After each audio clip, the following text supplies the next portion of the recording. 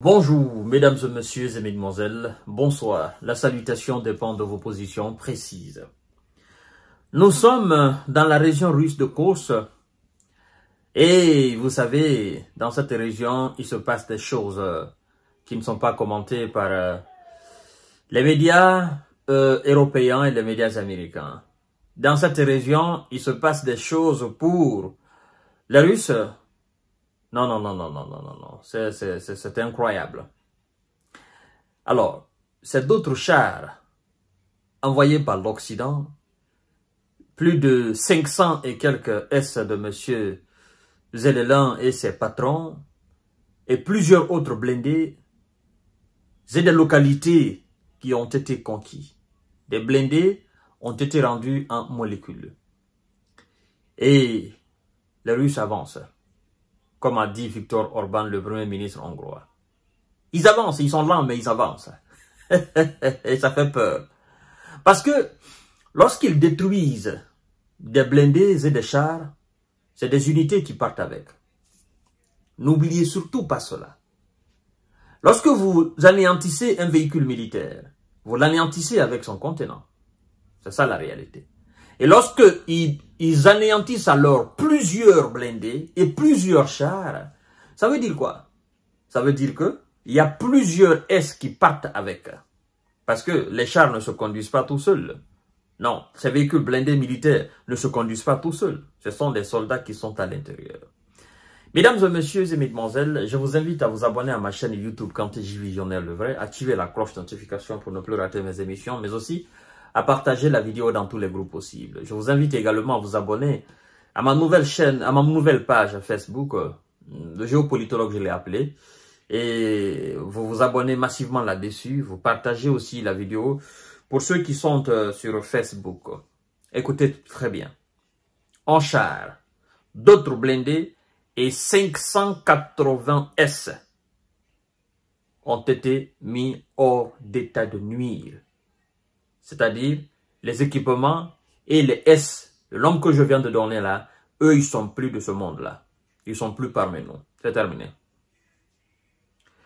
Les forces de M. Vladimir Poutine ont détruit en char et divers blindés dans leur opération visant à repousser ou parce que est-ce que on peut dire que c'est à repousser? Non. Visant à anéantir et à récupérer les territoires qui étaient en quelque sorte occupés temporellement et partiellement par les hommes de monsieur Zelensky et ses mercenaires dans la région russe de Kursk.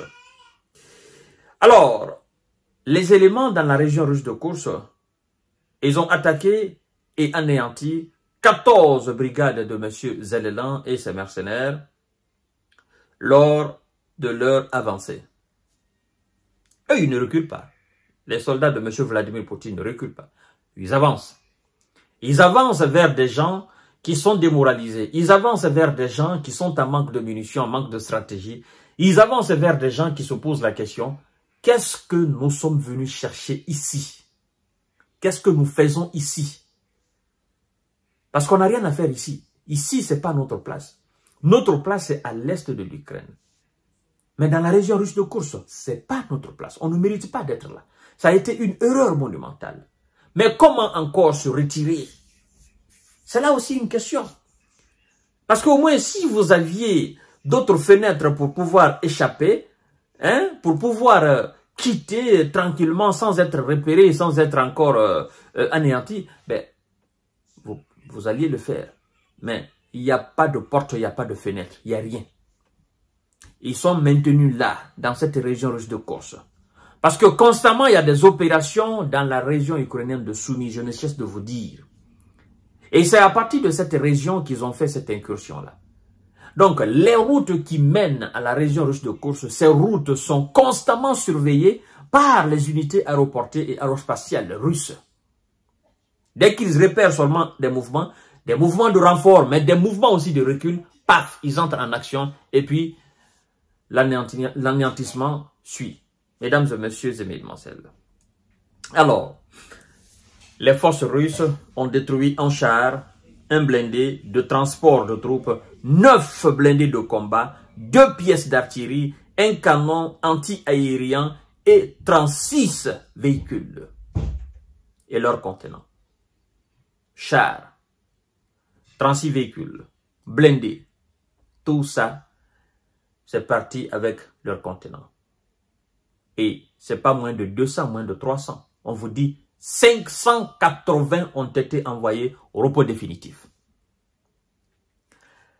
L'aviation et l'artillerie russe ont alors anéanti des éléments de M. Zelelan et leur équipement. Alors, on nous informe que l'ennemi à ce niveau-là, dans 6 secteurs de la région de Korse et 4 de la région de Soumy. Vous voyez? La région de Soumy, c'est l'Ukraine. 6 secteurs dans la région de Korse et 4 secteurs dans la région de Soumy. C'est comme si vous êtes en Allemagne, vous êtes à Berlin. La frontière franco-allemande, vous êtes rentré en Allemagne à partir de la frontière franco-allemande. Vous êtes complètement encerclé dans la ville de Berlin. Et la frontière qui vous a permis, n'est-ce pas, d'entrer en Berlin, cette frontière est constamment surveillée. Et donc, ceux qui sont censés vous apporter le renfort, ou si vous voulez fuir, ben, écoutez, les deux mouvements, dans les deux sens, sont sous les feux de l'armée de M. Vladimir Poutine. C'est pourquoi on dit, dans la région, dans plusieurs secteurs de la région de Korse russe, mais aussi plusieurs secteurs de la région frontalière ukrainienne qu'on appelle Soumy. La tâche est devenue énormissime.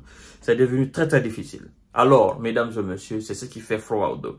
Depuis le début des hostilités dans cette région même russe de Korse, mesdames et messieurs, l'ennemi, parlant des éléments de M. Zelelan et ses merceaux, l'ennemi a perdu encore quelque chose de 47 040 S, 263 chars, 204 véhicules de combat d'infanterie, 144 blindés de transport de troupes, 1390 blindés de combat et 339 pièces d'artillerie. Ça, c'est depuis le début, depuis le mois d'août. C'est parce que c'est à partir du mois d'août qu'ils ont fait leur incursion. Là. Donc, depuis cette date jusqu'à aujourd'hui, ce qui a été fait, ce qu'ils ont perdu en termes de S, en termes de chars, en termes de véhicules de combat, en termes de blindés, en termes de tout ce que vous connaissez dans le domaine d'équipement militaire, c'est le résumé qu'on vient de vous faire. La région de Korse est devenue, comme je ne cesse de dire, un enfer à ciel ouvert démesuré pour les hommes de M. Zelelan. Et dans cet enfer, en fait, il y a 1001 questions qui se posent. Mais les réponses ne se trouvent pas dans la région de Korse. Les réponses ne se trouvent pas dans la région ukrainienne de Soumy. Les réponses se trouvent ailleurs.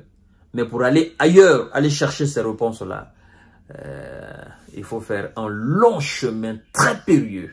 Très, très périlleux. C'est pas tout le monde qui en sort. Des soldats de M. Zelelan, eux-mêmes, ils ont témoigné. Ils ont dit clairement que dans la région de Korse, allez là-bas, c'est un aller simple. Vous allez, il n'y a pas de retour. Fin de citation. Je vous reviens tout à l'heure pour notre série d'informations décortiquage. Partagez la vidéo dans tous les groupes possibles. Merci.